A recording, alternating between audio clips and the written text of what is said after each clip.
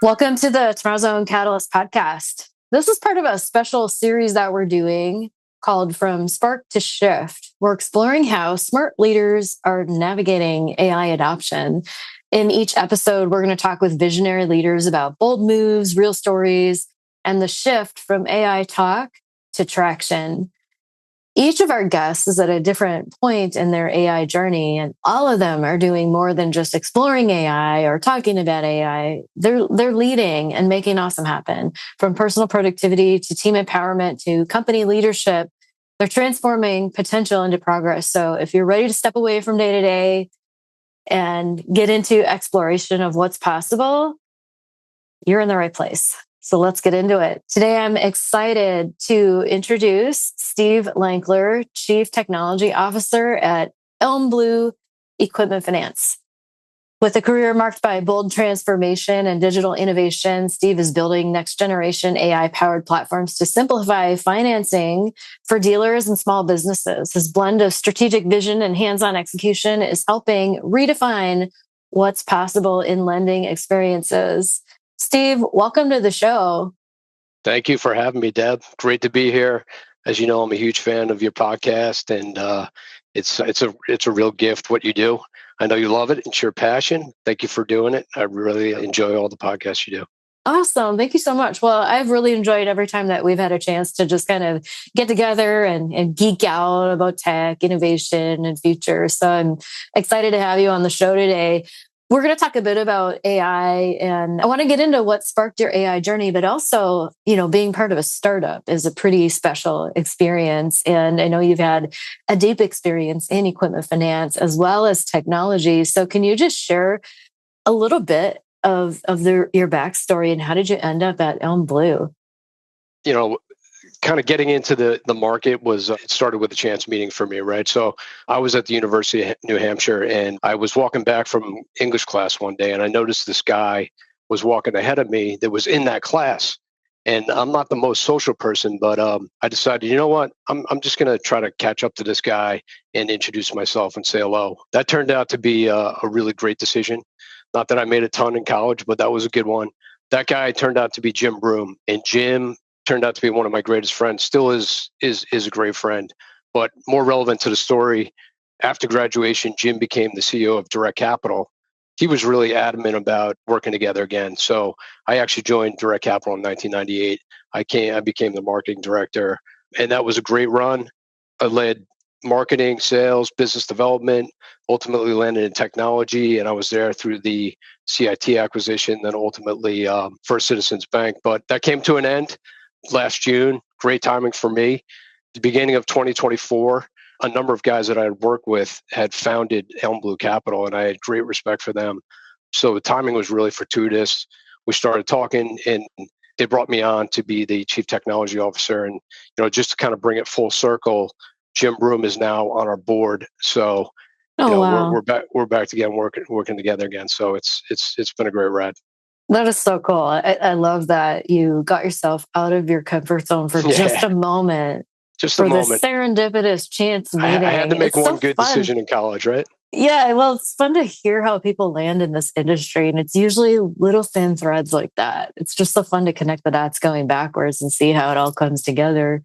So as CTO, what a fun time to be in that kind of a role in today's world. So we were talking a little bit. What sparked your AI journey? Yeah, it's funny. I might be the least technical person to ever hold the title of chief technology officer ever, like, to be honest with you. So, it was really a necessity. I mean, when I was working at Direct Capital, et cetera, there, I would literally like pull business analysts, UX, UI designers, developers into a room, and I draw on a whiteboard and be like, this is what we need to build, and they'd go and build it, right? But Elm Blue, I come in day one and they're like, really smart guys, very, very progressive, and they're thinking, hey, we got to get APIs to our lenders. We want this functionality in Salesforce. We got to create this automation with our marketing automation system. And I'm like, I don't know how to do any of this. Like I'm not, I haven't been coding and developing stuff. So AI, to say the least, became quickly critical for me. As you mentioned, it's certainly a unique stance at a startup. But I don't really think I would have survived probably the first 4 or 5 months without the tool, to be Oh, honest. wow. Yeah, it was So it was that intense. that's interesting. So I'm curious, where did you start and what did you learn from starting there with AI? For me, it was like therapy in the beginning. So I created a Chat GPT account. I call my GPT Pablo. That's a story I won't bore with you for another day. But yeah, I mean, I would come in the morning and literally like start prompting my problems. I'd be like, Pablo, the team wants to be able to do this in Salesforce. I have no clue what I'm doing. Where the hell do I start? Uh-huh. And what I quickly learned was that one, the tool was amazing for helping me break through the inertia, right? Hmm. That's a big weakness for me, is just getting started. So it Yeah. would get me started. It would provide me the confidence that I could achieve the task, and then it would really guide me through it step by step. So those things were really just critical to helping me through that phase, and helping me work through the solutions we were trying to bring to the market. So really it sounds like AI for you has been more of a collaborative partner. Exactly. Yeah, 100%. It's very consultative, but there's other times where it is producing code, right? And all facets of that, for sure.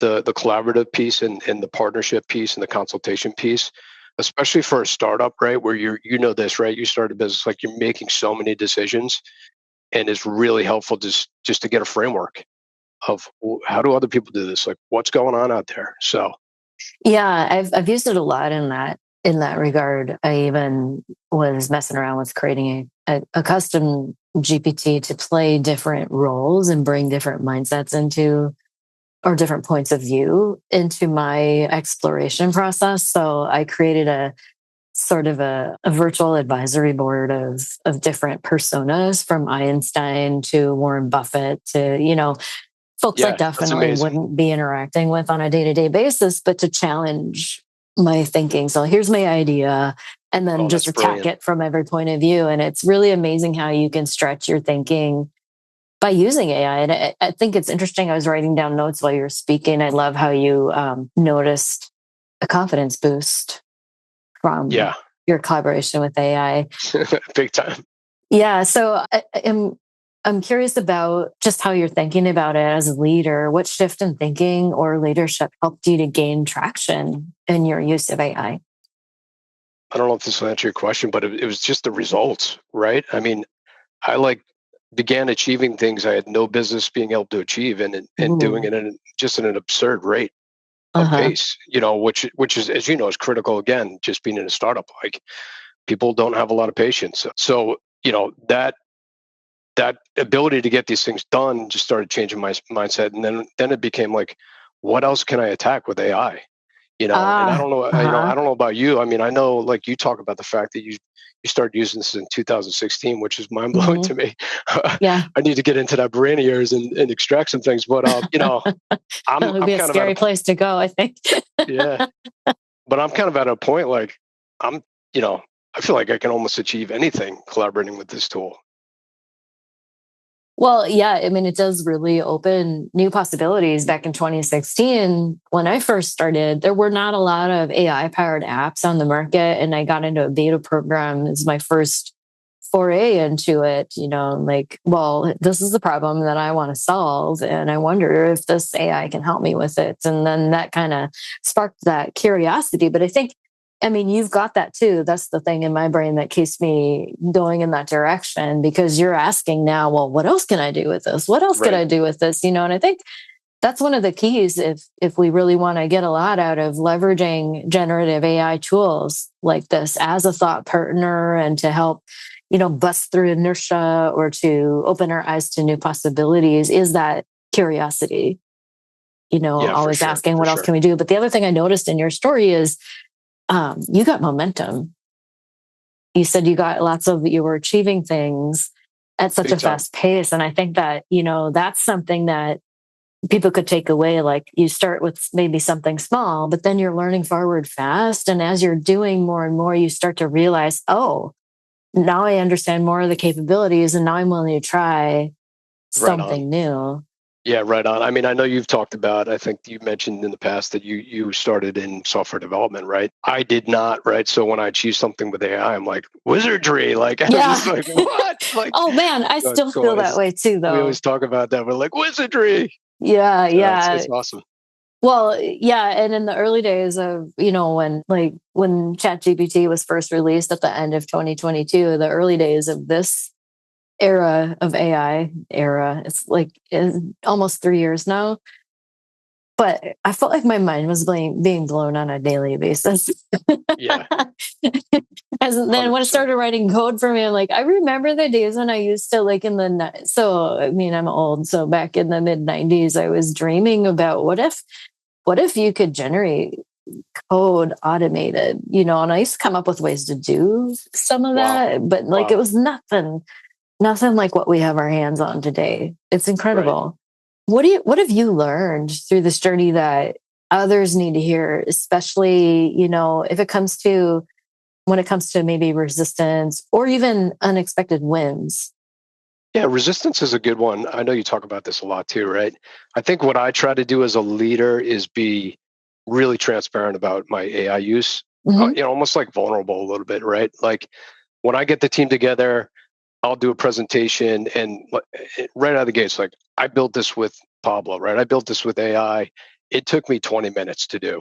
And I'm going to walk you through the presentation, but afterwards, I just want to show you how I did it, and how quick it was, right? Hmm. When I send articles to the staff that I think are really important that I used AI to summarize, like right out of Hmm. gates, like here's Pablo's summary of this great article from, the Monitor or whatever it is, right? So there, whether it's a big or small use case, I want to make sure they know that I'm using AI to get all this done. Like I'm not trying to Hmm. be AI is not sitting behind the closet, right? So, I think the key there is it changes people's mindset, right? It lowers the Uh-huh. temperature around it, and it makes them more open to asking me questions about how do I get started? Like, how did you Oh, do that? Can wonderful. you show me how to do that? I don't know. It kind of disarms them a little bit. And it makes them feel more comfortable about talking about it. And I've had probably the vast majority of the team ask me to come and help them get started. Like just show me how to do this. So that's great, right? I mean, I think that's really important. Well, and the cool thing about that too is you're not like mandating usage. So we've heard of some leaders Yeah. doing that in various companies. You must use AI. That's a Yeah, and great way then to instantly get resistance, but you're modeling it. And exactly. I'm that's trying to do that and trying to really yeah. show them. And like, and that goes along with you bring up unexpected wins. So this isn't a moonshot, but I thought this was really cool. Like when the Section 179 changes hit, I came in that morning. I think it was July 4th. They announced it. I came in Monday, and Mhm. I went on Claude and I'm like, build me an interactive Section 179 calculator. And like, you know, a minute, 30 seconds, I had production ready HTML of this beautiful looking calculator. And I was able to get it live on our site in like an hour. That was actually the hard part. But our vendors love it. And, you know, for me, it was just like I said, it's not earth shattering, but when you think about what that would have cost or how Yeah. long that might have taken not that long ago, right? Yeah. I certainly wasn't going to be the one building it, right? So it just is one of those things where like I was able to walk downstairs to our sales leader and I'm like, hey, we got a Section 179 calculator live already. And he's like, what? Well, how did you do that? So It's crazy. it's those types of unexpected wins, that are just mind blowing. Well, and that's such a dramatic shift if you compare to how things are done in the past.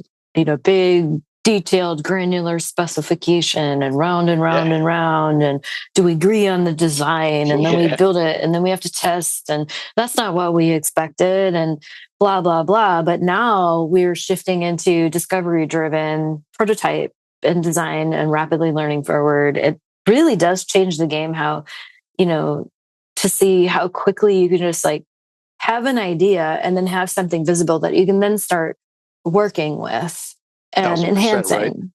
And Uh, that's what it's all about is just kind of the lean concept, right? Is like get something prototype that people can play with because yeah. you're probably not gonna nail it on the first go around, But Hmm. and you're right. I mean, AI is really changing the game on how quickly you can pull together something that people can play Hmm. with, so you can try to get to the real answers. Yeah, I mean, the exciting thing is really, the limits today are between your ears. It's your imagination, you know. 1,000%. Yeah. Yeah. So how are you thinking about what's next for AI for your team and company? I don't think you need to be a futurist, right, to know that AI is going to completely transform, not only our business, right, but the entire industry. So I want to layer AI across the entire business process that we have today. But I do think we need to be really thoughtful about it. Hmm. So, like we talked about, right, we're a year and a half old at this company right now. Today, I might walk out here and somebody might say, I want the system change, Steve, and I'll go ahead and build that. And then in 2 weeks, they might be like, yeah, no, that's not working. Can we change that back?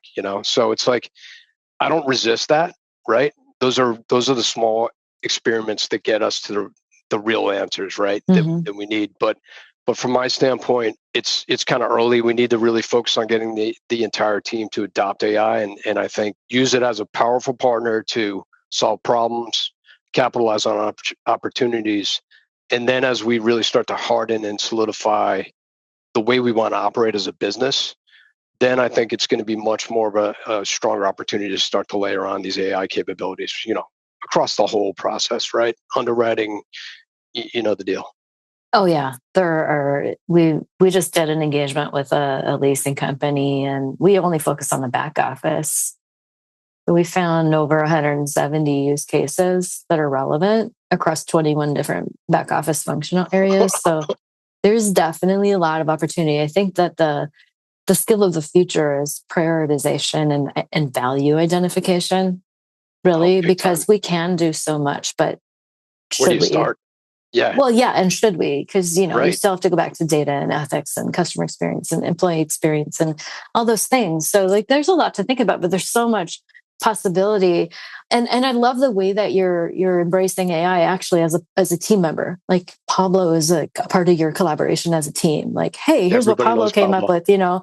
That's a very different way of thinking about a tech tool. Like we don't talk about Microsoft Teams that way. Usually when we get together, there's most meetings start with a recitation of the evils of Teams because it changes every day.